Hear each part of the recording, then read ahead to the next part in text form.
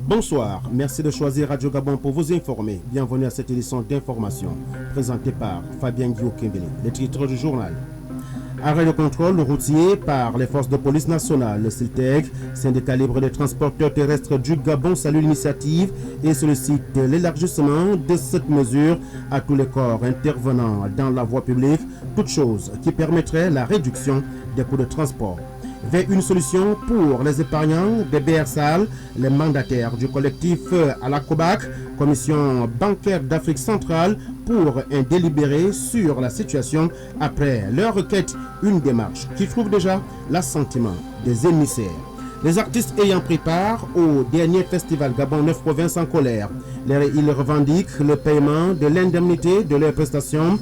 Le ministre de la Culture tente de désamorcer la bombe en promettant d'apporter les solutions sous peu. Puis en sport, l'élection du bureau directeur de la Fédération gabonaise de taekwondo est reportée à une date inédite.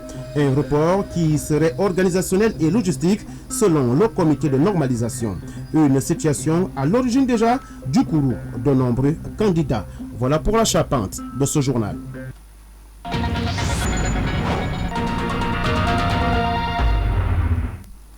Dans ce journal avec la préparation de la conférence de Glasgow en Écosse sur les changements climatiques en novembre prochain, qui en toile de fond de la rencontre aujourd'hui au palais du bord de mer entre le chef de l'État Ali Bongo Ondimba, le ministre Liwat et Tanguy Gaouma Bekale, respectivement ministre des Eaux et Forêts et de la Mer et le secrétaire permanent du Conseil climat. Aline Zila pour les détails. Accompagné du secrétaire permanent du Conseil national climat, le professeur Liwa était venu coordonner la future rencontre avec le président désigné de la COP26, Alok Sharma. Le Gabon est actuellement le président du groupe africain des négociateurs. La voix du Gabon et la voix de l'Afrique sera entendue haut et fort à cette conférence sur les changements climatiques en novembre. La 26e conférence des parties COP26 qui va réunir les pays signataires de la Convention cadre des Nations Unies se penchera également sur l'Afrique et le Gabon en particulier pour régler les questions de changement climatique sur le continent. Les eaux de mer montent, le fait qu'il y a de plus en plus de sécheresse en Afrique, des orages de plus en plus forts, des inondations. Tous les pays de l'Afrique sont forcés de s'adapter au changement climatique. Et pour l'Afrique, donc, cette question d'adaptation doit être au centre des négociations à Glasgow. Les résultats concrets seront attendus lors de cette grande rencontre internationale pour réduire de 45% les gaz à effet de serre pour les années à venir. Notons que le chef de l'État Ali Bongo Ondimba a été pendant plusieurs années à la tête du comité des chefs d'État et de gouvernement sur les changements climatiques CAOSC. Le Gabon vient de se doter de son usine de recyclage des déchets plastiques. Il s'agit d'un maillon important dans les chaînes de collecte, de tri et de valorisation des déchets que les autorités viennent d'inaugurer. Nick Justin Fouba. L'objectif de cette usine est de produire 300 tonnes de feuillage par mois, principalement utilisés par l'industrie forestière, pour l'emballage en bois destiné à l'exportation. Stanislas Stéphane Mouba, directeur général de l'environnement. L'industriel va prendre des bouteilles plastiques de consommation régulière, d'autres types de déchets plastiques et va les transformer aujourd'hui dans la première phase dans ce qu'on appelle des feuillards. Les feuillards, ce sont les bandes avec lesquelles on attache par exemple dans l'industrie des équipements, on attache des grands stocks de bois, on attache des frigidaires, etc. Et donc ces feuillards-là aujourd'hui qui seront en produits recyclés permettront de faire en sorte qu'on n'ait pas besoin de produire plus de plastique, mais un seul et même plastique aura une utilisation qui sera plus longue et plus diversifiée. Et donc on devrait pouvoir arrêter et interdire d'acheter de nouveaux plastiques dans certains domaines, particulièrement les plastiques à usage unique, et pouvoir transformer et donner une seconde vie à ces autres plastiques. La matière plastique a la particularité d'avoir des temps de dégradation extrêmement longs. Un plastique peut mettre jusqu'à plus de 100 ans de vie, et donc s'il n'est pas réutilisé, pas pour faire un nouveau produit, il se retrouve dans les poubelles, après dans les cours d'eau, enfoui dans les terres, mais il continue de vivre. La zone économique spéciale Dunkok se diversifie. Elle compte déjà 88 entreprises spécialisées dans la transformation du bois. Aujourd'hui, une autre entreprise vient de s'installer, celle liée au recyclage des déchets plastiques. L'inauguration de cette usine répond à deux principes. Le premier est celui du développement de la zone économique à régime privilégié de Dunkok, qui se diversifie. Il y avait beaucoup d'entreprises dans le secteur de la transformation du bois, et aujourd'hui on voit avec cette entreprise qu'il y a de nouvelles filières qui se développent. Là on parle de recyclage, il y a des usines aussi dans la métallurgie, etc. Et le deuxième principe est celui que le Gabon s'est engagé, conformément à son plan de développement, à faire du développement durable. Et donc le recyclage aujourd'hui est une thématique importante, prioritaire pour les pouvoirs publics, et donc cette usine-là vient répondre à la problématique de la gestion des déchets plastiques. Avec l'implantation de cette usine, plusieurs emplois vont voir le jour. En ce 28 janvier 2021, la communauté internationale célèbre la journée de la protection des données personnelles. Au Gabon, l'accent a été mis sur la protection des données relatives à la santé de l'organisation par la Commission nationale pour la protection des données à caractère personnel d'une rencontre de sensibilisation à l'endroit du personnel de santé. Ahmed Ryan Zengi.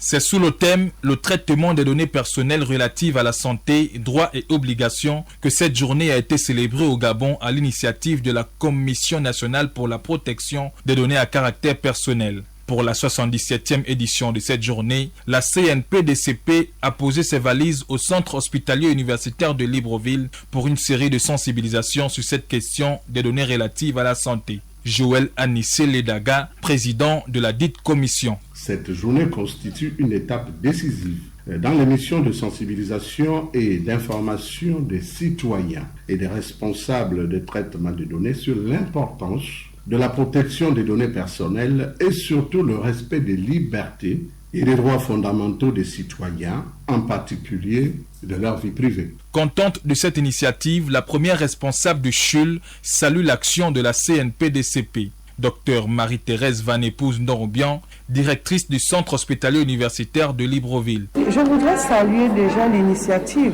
de promulguer les droits, les obligations des uns et des autres en termes de caractère personnel, plus particulièrement au niveau de la santé. Il y a la confidentialité, il y a la sécurité. Donc nous avons été édifiés. Joël Anissé Ledaga, président de la dite commission. L'identité, la voix, l'image, le numéro de téléphone, le compte bancaire, la carte de crédit, l'adresse électronique, les données biométriques et celles dites sensibles, donc relatives à la santé, aux origines sociales ou ethniques, aux opinions politiques, philosophiques et religieuses ou à l'appartenance syndicale des personnes ou encore à leur vie sexuelle. L'objectif étant à terme de consolider la lutte contre les atteintes à l'identité humaine, aux droits de l'homme, à la vie privée et aux libertés individuelles ou publiques, susceptibles d'être engendrées par la collecte, le traitement, la transmission, le stockage et l'usage des données personnelles des citoyens.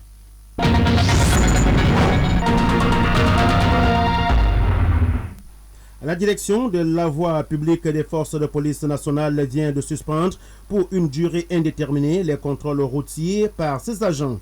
Cette décision fait suite aux instructions du commandant en chef qui, dans une récente note circulaire, s'indignait de la persistance du phénomène et des récriminations des usagers de la route. Du côté du CILTEG, le syndicat libre des transporteurs terrestres du Gabon, on se réjouit des nouvelles dispositions prises pour amener la sérénité. Dikarel Boukwana Mungala. Le 15 janvier dernier, Serge Hervé Ngoma, le commandant en chef des forces de police nationale, s'adressait à ses collaborateurs à travers une note circulaire à l'effet de faire cesser les contrôles intempestifs et le racket décrié par le CILTEG, le syndicat libre des transporteurs terrestres du Gabon qui interpellait déjà à la suite des mouvements de protestation les autorités compétentes en décembre 2020. Son président, Jean-Robert Meunier, qui a pris connaissance de la circulaire de la hiérarchie des FPN, se dit satisfait et invite le reste des corps à suivre cet exemple. Nous souhaitons que cette mesure soit étendue aux autres corps qui sont impliqués dans le processus de contrôle routier, notamment la gendarmerie, puisque le commandant en chef avait juste interdit le racket, mais n'avait pas interdit les contrôles. Le CILTEG propose, pour mettre un terme aux dérives constatées, des recrutements ciblés et des formations adaptées à l'endroit d'une catégorie de policiers. Que le temps mis à disposition, nous puissions profiter de ce temps, surtout au niveau des corps, pour opérer de véritables réformes en profondeur dans la matière du contrôle routier, notamment au niveau du recrutement des agents chargés du contrôle routier dans les corps, de leur formation, d'une enquête de moralité avant de recruter des gens, etc., pour que, au finish, on arrive à une matière de contrôle routier qui soit faite selon les règles de l'art. Jean-Robert Meunier dénonce aussi les agissements peu orthodoxes des brigades mixtes créées pourtant pour faire appliquer les mesures barrières sur le terrain. Nous demandons que ce soit au ministère de la Défense nationale, au ministère de l'Intérieur et même au ministère des Transports, de veiller à ce qu'il n'y ait pas de confusion avec l'ensemble des agents qui ont été déversés sur le terrain et qui sont affectés à des checkpoints. Si les contrôles de police parvenaient à être suspendus pour une durée indéterminée, les transporteurs promettent de revenir aux anciens coûts des trajets. L'école d'état-major de Libreville a organisé ce jeudi la cérémonie de baptême et de remise de diplôme aux stagiaires de la 26e promotion de cet établissement militaire. Les manifestations ont été rehaussées par la présence du ministre de la Défense nationale, Michael Moussa Adamou, et l'école diplomatique accréditée au Gabon. Roland Sylvani Andem. Ils ont reçu leurs honneurs militaires après avoir passé 5 mois de bon et dur labeur. La direction de l'école d'état-major de Libreville n'a pas failli à sa tâche coutumière, celle d'honorer les 60 stagiaires en fin de formation. Le colonel Bonjean Madama, commandant de l'école d'état-major de Libreville. La 26e promotion dont nous célébrons la fin de formation est issue de 6 pays d'Afrique francophone. En ce qui concerne le palmarès, les 60 stagiaires ont obtenu une moyenne supérieure à 10 sur 20, soit un taux de réussite de 100%. Les 3 premiers sont d'origine respectivement de Côte d'Ivoire, du Bénin et du Congo. Il est important de souligner les performances notoires des 2 personnels féminins de la promotion, originaires du Cameroun et de Côte d'Ivoire, qui occupent respectivement le 4e et le 27e rang. Ce sont donc 60 officiers d'état-major à qui il convient d'accorder, à compter de ce jour, la présomption de compétence en matière de travail d'état-major. Cette 26e promotion est baptisée Général d'armée Auguste Bibaï Tanda, occasion pour le représentant de revenir sur l'intérêt du choix de ce vaillant officier gabonais. Le général de brigade Étienne Madama Maoundi, secrétaire permanent du Conseil national de sécurité du Gabon. C'est avec la finesse et l'esprit critique que le choix premier de cette 26e promotion de l'école d'état-major de Libreville s'est porté sur la personne du général d'armée Auguste Roger Bibaï Itandas. Cette attention lui va droit au cœur et mérite que je vous témoigne en son nom toute sa reconnaissance ainsi que son sentiment de fierté. Parmi tous ces diplômés, c'est le major de cette promotion qui a reçu ces insignes des mains du ministre de la Défense nationale gabonaise, Michael Moussa Adamou. L'école d'état-major de Libreville est appuyée structurellement par la France et demeure ouverte au partenariat d'autres institutions, véritable socle du rayonnement militaire franco-gabonais. Retrouvons Roland Sylvani Andem. Intervenant pour la circonstance, le haut représentant de la France au Gabon a retracé les grandes lignes et valeurs des dites formations au sein de la sous-région. L'ambassadeur de France au Gabon, Philippe Autier. Les défis sécuritaires auxquels nous devons faire face persistent. En Afrique centrale, la République centrafricaine comme la République démocratique du Congo vivent des situations compliquées dans lesquelles vous pourrez demain avoir votre rôle à jouer. Au Sahel, les opérations contre le terrorisme continuent et nos soldats y combattent côte à côte. L'enseignement que vous avez reçu ici doit vous permettre de participer au règlement de ces crises. Bouclant cette série d'allocutions circonstancielles, le ministre de la Défense s'est réjoui du travail fourni par les 60 officiers africains. Michael Moussa Adamou. L'exigence d'excellence faite à cette école et la qualité indéniable de votre promotion, ils sont pour quelque chose. Le nom que vous avez proposé, stagiaire gabonais étrangers réunis, le nom de Bibaï Itanda Auguste Roger était une motivation supplémentaire. Le président Ali Bongo Ndimba, chef de l'État, chef suprême des forces de défense et de sécurité, a bien voulu entériner votre proposition en connaissance de cause.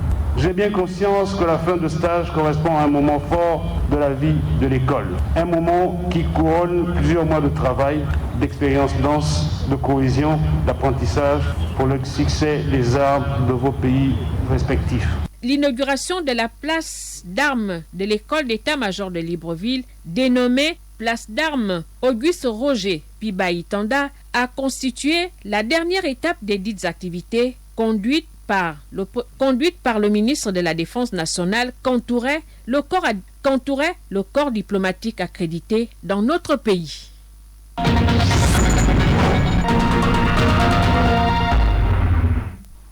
Michel Mangameson, le ministre de la Culture face aux artistes. Cette rencontre qui fait suite au mouvement d'humeur déclenché par les artistes pour cause le non-paiement de leurs prestations de la dernière édition de l'événement culturel Gabon 9 provinces organisé par le dit ministère. Une situation dont le membre du gouvernement entend apporter des solutions sous peu. Vibrian Assokolomo nous fait l'économie de cette rencontre. Ils ont dû mettre des barricades pour se faire entendre. Ils, ce sont les artistes ayant presté durant la dernière édition du festival Gabon 9 provinces. Un mouvement d'humeur qui a contraint le ministre Michel Mangameson à rencontrer les artistes pour les édifier sur la situation de leurs fonds. Nous avons eu un entretien avec les artistes pour leur faire comprendre que nous sommes conscients de ce qu'ils ont attendu pendant un temps que l'attente a trop duré et que par conséquent, il faut que nous trouvions une solution. Donc, je le reconnais, je les comprends. Et j'ai simplement souhaité qu'en manifestant leur mécontentement, qu'il n'y ait pas de débordement. Après des heures de discussion, les artistes n'ont pas voulu se prononcer sur ce qui en était de leur dû, mais le ministre de la Culture, Michel Mangameson, a tenu à rassurer les uns et les autres de ce que chaque artiste recevra son indemnité de prestation. Je leur ai expliqué que les informations qu'ils ont reçues ne sont pas tout à fait exactes et que ceux qui les ont distillées savent bien pourquoi. Et je leur ai dit que nous sommes dans un pays où chacun évolue dans un environnement et que cet environnement comporte un certain nombre d'éléments qui appartiennent eux aussi à cet environnement-là. Et qu'il ne faut pas changer de registre parce que nous sommes dans la culture et contentons-nous de faire de la culture et donc de s'occuper des acteurs culturels. C'est ce que nous avons fait. Ils ont presté, c'est vrai. Il y a des contrats qui ont été signés, c'est vrai. Qui sont des contrats individuels, c'est vrai. En attendant la résolution de cette situation, au moment où nous quittions le musée national, le climat reste plutôt tendu. La session ordinaire de la Commission nationale de la carte de presse vient de se tenir à Libreville, à la Direction générale de la communication. La Commission de la carte de presse a pour mission d'attribuer ce document à des hommes et femmes de médias afin d'exercer leurs activités. Mais quels sont les critères d'attribution de ces sésames? Élément de réponse dans ce reportage d'Ido Nyami.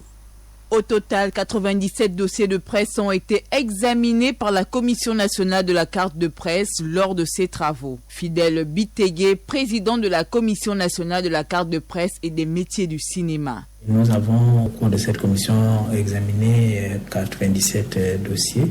Donc, dans les métiers du journalisme, de la production et de la technicité. Selon le Code de la communication, sa loi 19/2016 du 9 août 2016 portant Code de la communication en République gabonaise, l'acquisition de la carte de presse répond à certains critères. La carte de presse est un document d'État.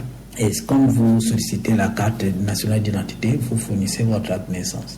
Dans le métier de la communication, on demande une certaine probité. Donc c'est pour cela qu'un extrait de casier judiciaire est exigé.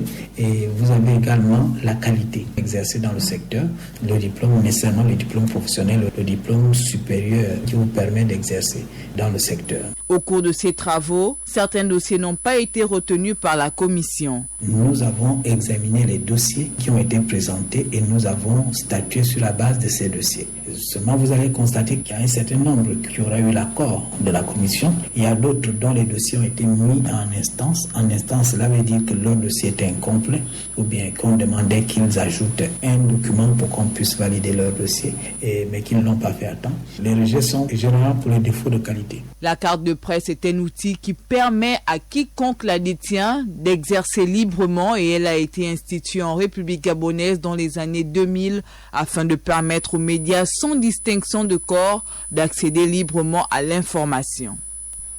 Rien à voir avec ce qui précède et un mot de politique pour la suite de cette édition d'information.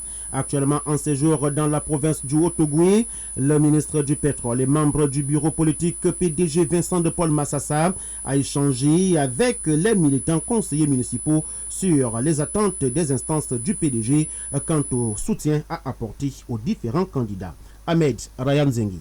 Cette tournée a débuté par la commune de Franceville et le département de Lampassa, où le membre du bureau politique a dévisé avec l'ensemble des conseillers municipaux et départementaux qui ont davantage été instruits de s'aligner aux hautes orientations prescrites par les instances supérieures de leur parti. Vincent de Paul Massassa. Nous voulons garantir, camarade Ali Bongo Ndiba, les 100% des positions des sénateurs, n'est-ce pas, dans la province du Haut-Ogooué. C'est notre ambition, c'est notre volonté. À l'occasion, le ministre du Pétrole a procédé à un don de kits de campagne à chaque arrondissement, composé essentiellement de t-shirts, de polos, de bavettes, de casquettes, mais surtout des gels hydroalcooliques pour consolider la riposte communale contre la Covid-19. Vincent de Paul Massassa. Principale consigne de vote, restez mobilisés. Le camarade Ali Bongo Ndimba s'est prononcé. Le Parti démocratique gabonais s'est prononcé. Et puisque nous sommes une structure organisée, lorsque le chef a désormais fixé le cap, il s'agit pour nous, qui sommes des collaborateurs, de respecter et de faire aboutir l'instruction du chef. En présence de la secrétaire nationale PDG pour le compte de la province du Haut-Ogooué, Clémence Loubdi, cette tournée provinciale de Vincent de Paul Massassa a non seulement pour objectif de soutenir de manière pragmatique et efficace les différents candidats PDG aux élections sénatoriales, mais aussi et surtout de remobiliser les troupes en s'appuyant sur la base pour avancer ensemble. À quelques jours du vote des sénateurs, comment les responsables du Parti démocratique gabonais de la Zadie à Mekambo préparent-ils ce scrutin? Le parti qui a visiblement perdu son hégémonie dans la localité depuis 2018. Envoyé spécial à Mekambo, Gaël Mimbo Koko. Avec 15 conseillers au département et 11 à la commune contre 16 seulement pour l'opposition en général, sur 42, les responsables du Parti démocratique gabonais PDG du département de la Zadie Mekambo affirment être sûrs de vaincre ces sénatoriales et misent sur les règles qui fondent leur formation politique pour y parvenir. Mohamed Moussa, secrétaire départemental. Nous sommes sereins, d'autant plus que nous avions la majorité de conseillers. Je ne trouve pas ambiguïté qui fait que au soir du 30 janvier, ce samedi bien entendu, que nous n'aurons pas cette victoire. Parce que au Parti démocratique gabonais, la discipline est l'apanage du bon militant. Et nous sommes censés comprendre que nos conseillers sont disciplinés et que nous ne devons pas avoir de problèmes. Sur papier, la victoire du PDG à Mekambo est quasi certaine, mais attention, en 2019, ce parti a perdu l'élection municipale avec 11 conseillers contre 6. Le bilan des législatives passées montre aussi que le Parti démocratique gabonais a perdu la main sur le département. Un député sur les 3 sièges. Pour le départemental, le schéma n'est pas le même. La mairie de Mekambo n'est pas totalement gérée par l'opposition. Évidemment, le maire titulaire appartient à l'opposition, mais les 2 maires adjoints appartiennent au Parti démocratique gabonais. Cela veut dire qu'il y a eu quelques incompréhensions, notamment dans la mise en place de ce bureau, avec la tête qui a été malheureusement encore changée à quelques jours, sinon à quelques heures de l'élection du bureau, et ça a dû amener un peu ce petit dérapage au niveau des conseillers du Parti démocratique gabonais, qui n'a rien à voir avec l'élection du sénateur le 30 janvier, parce que nous savions effectivement que nous avons eu les primaires. Ce sont nos propres conseillers qui ont choisi leur champion pour affronter notre adversaire, sinon nos adversaires. Gérard Bedjil est le candidat investi par le PDG. Ancien président du conseil départemental de la Zadie, il est le choix des autres conseillers, ce d'autant plus qu'il est sorti vainqueur des primaires dans la Zadie. Depuis le carrefour Rombuka au centre-ville de Mekambo, Gaël Mimba Okoko pour Radio Gabon La Référence.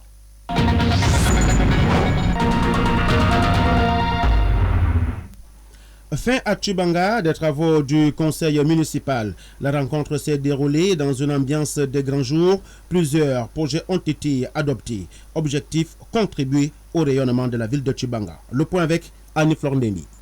Les travaux ont été ouverts et clôturés par le secrétaire général de province Célestin Idriss Ndindi, représentant le gouverneur de province Nicole Nouando Empêché. Au terme des 10 travaux qui ont trouvé l'assentiment de l'ensemble des conseillers, l'édile Jean-Charles Yembi s'est réjoui et les a félicités. Au cours de ces assises, il y a eu un peu plus de 17 délibérations qui ont été prises et chaque conseiller a été amené à donner son blanc-seing ou alors à ne pas se manifester. Le cas cela ne tienne à l'arrivée, c'est un consensus qui a prévalu et c'est d'ailleurs la raison pour laquelle je voulais donc profiter de l'occasion pour dire merci du fond du cœur à tous ces conseillers qui sont arrivés avec l'idée de ce que nous devions aller plus de l'avant, sans distinction aucune sur l'appartenance politique. Chacun comme un seul homme s'est dit nous avons à défendre des questions qui regardent donc la société qui est la nôtre, c'est-à-dire la ville de Tchibanga. Arrêté en recettes et dépenses à la somme de 703 244 113 francs CFA, ce budget servira à mener plusieurs actions pour le développement de la cité de Massanga et cela passe par la santé dont la lutte reste menée autour des mesures barrières afin de contrer la Covid-19, le renforcement de l'accessibilité à l'eau potable par la réhabilitation des pompes publiques, sans oublier la prise en charge des malades mentaux, les travaux de voirie, l'éclairage public et bien entendu la gestion des ordures. L'objectif étant de voir la commune de Tchibanga devenir un havre de bonheur et de convivialité pour chacun et pour tous. De Tchibanga pour Radio Gabon, la référence Annie Flandébi. Affaire Béassal, la Cour de justice a jugé recevable la plainte de la délégation des victimes conduite par le président du Congrès des agents publics, parapublics et privés de l'État qui séjournent actuellement en N'Djamena au Tchad. En attendant la date du délibéré, cette première étape satisfait Emmanuel Mvimba, joint depuis la capitale tchadienne par Arnaud Ondengozoro. Nous l'écoutons. Nous sommes en N'Djamena depuis le 25, comme convenu. Nous avons plein engagement avec les 18 000 épargnants gabonais. Nous avons été reçus mercredi par l'avocat général de la Cour de justice de la CEMAC et nous avons eu une séance de travail avec l'ensemble de l'équipe judiciaire de la CEMAC qui avait bien voulu comprendre le contenu et les motifs de notre dossier et étant entendu que nous poursuivons la COBAC et la COBAC est un instrument financier de la CEMAC. Ce jeudi, ils nous ont demandé de repartir, travailler effectivement avec le corps judiciaire afin que nous puissions avoir une lisibilité sur le contenu de notre dossier. Donc, la Cour trouve recevable ce dossier. Nous avons effectivement frappé à la bonne porte et c'est une première satisfaction. Donc, à partir de vendredi, il sera question qu'on nous dise le jour du délibéré afin que nous soyons effectivement fixés sur le temps et les jours qui nous restent en N'Djamena. C'est une satisfaction parce que la Cour de justice a trouvé recevable ce dossier. Sans transition, l'actualité à l'étranger, c'est avec vous, Achille Mwanda Moussoti, dominé par la présence des enquêteurs de l'ONU sur les lieux d'une frappe aérienne française au Mali. Le dépôt des candidatures pour le bureau définitif de l'Assemblée nationale de la République démocratique du Congo et la comparution à la CPI pour crimes de guerre pour un ex-rebelle centrafricain. Mohamed Saïd Abdel Kani est informé des charges portées contre lui ainsi que de ses droits conformément au statut de la Cour pénale internationale. Le président du tribunal, le juge Rosario Salvatore Aitala, profite de la séance pour vérifier l'identité de l'ancien chef de guerre de la Séléka et la langue qu'il préfère utiliser dans les procédures qui suivront. En raison des mesures sanitaires du Covid-19, c'est seulement un nombre limité de personnes autorisées à entrer dans la salle d'audience. La CPI avait lancé un mandat d'arrêt contre lui le 7 janvier 2019. Mohamed Saïd Abdel Kani est reproché d'avoir commis des crimes de guerre et des crimes contre l'humanité en 2013 à Bangui, la capitale, suite au renversement du président François Bozizé.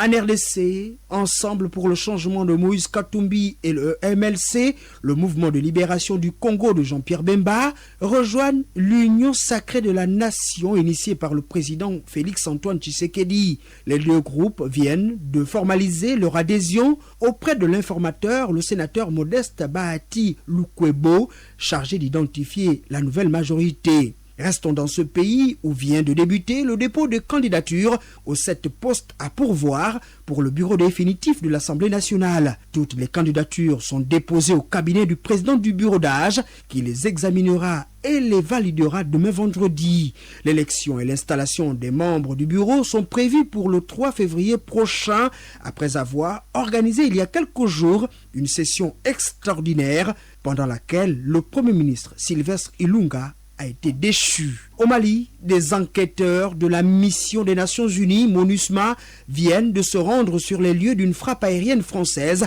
ayant fait une vingtaine de morts dans le centre de ce pays.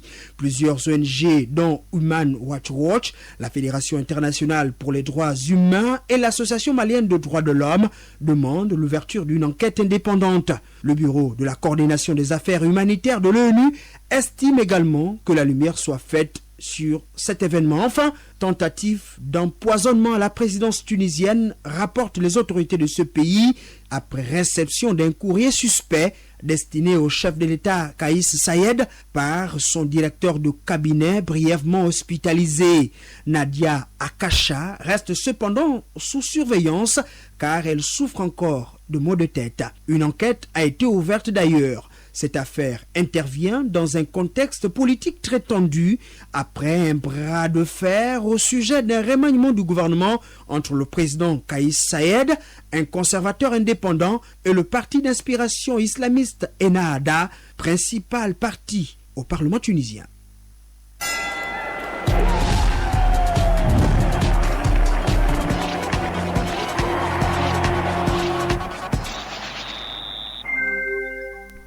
La page des sports de cette édition d'information, c'est la verte de Chevarol Mokunkulu. Nous parlons d'abord taekwondo avec le report de l'Assemblée générale élective de la Fédération gabonaise de cette discipline à 4 jours de ce scrutin. La tension est vive chez les candidats depuis l'annonce de ce report, surtout après plus de 2 ans de normalisation. Ici, nous avons la réaction du candidat Denis Mbumba après le renvoi de cette élection. Il est au micro d'Hervé David Magena. Bon, pour le report de l'élection de la Fédération gabonaise de taekwondo, le comité national olympique nous a fait comprendre que c'est un problème organisationnel. Donc j'ai foi au comité et je sais que d'ici là, une fois que tout rentrera dans l'ordre, ils vont organiser ces élections. Donc j'ai confiance et je reste en attente, je reste serein. Nous attendons que la nouvelle date de la future élection soit annoncée afin que nous puissions terminer avec ça. Parlons à présent de ce séminaire de formation des journalistes sportifs qui débute demain sur les règles et jeux du basketball. Organisé par l'Union gabonaise de presse sportive en partenariat avec la Fédération gabonaise de basketball, cette rencontre aura pour objectif de rafraîchir les connaissances des journalistes sportifs sur les règles et techniques fondamentales de cette discipline, comprendre son jeu, ses règles et ses éléments de langage. Ce stage vise également la spécialisation par discipline des reporters sportifs, un objectif à court, moyen et long terme que s'est assigné le comité exécutif de l'Union gabonaise de presse sportive. En football, les rencontres des quarts de finale du CHAN 2021 se disputent ce week-end. Samedi 30 janvier 2021, le Mali, finaliste de l'édition 2016, a hérité du Congo. Le match aura lieu au stade Amadou Ahidjo de Yaoundé. À 20h, nous aurons droit au derby de l'Afrique centrale entre le Cameroun, pays hôte, et la République démocratique du Congo, le pays le plus titré des joutes avec 2 trophées. Dimanche 31 janvier 2021, le Maroc, tenant du titre et premier du groupe C, sera aux prises avec la Zambie. Ce match aura lieu à Douala. Le dernier quart de finale mettra aux prises la Guinée, leader du groupe D, avec le Rwanda, deuxième du groupe C. La rencontre se tiendra à Limbi. Enfin, handball. Le 27e championnat du monde de handball masculin se poursuit ce vendredi en Égypte. Après avoir éliminé la Hongrie hier, la France affronte la Suède en demi-finale. L'autre demi-finale mettra aux prises d'un côté le Danemark, champion olympique et du monde en titre, à l'Espagne, qui s'est débarrassé de la Norvège. Merci Chevarol Mokunkulu pour toutes ces informations de sport. Et c'est la fin de cette édition d'information réalisée par Achille Monda Moussoti. Au montage, Julien Makita. La mise en onde est assurée par Thierry Wanya. La page de sport porte la griffe de Chevarol Mokunkulu. Collaboration rédactionnelle Nick Jocelyn Fouba, Ahmed Ryan Zengi, Fabien Guillaume Kimbele, votre humble serviteur. Merci de nous avoir suivis. L'information continue sur les ondes de Radio Gabon, la référence.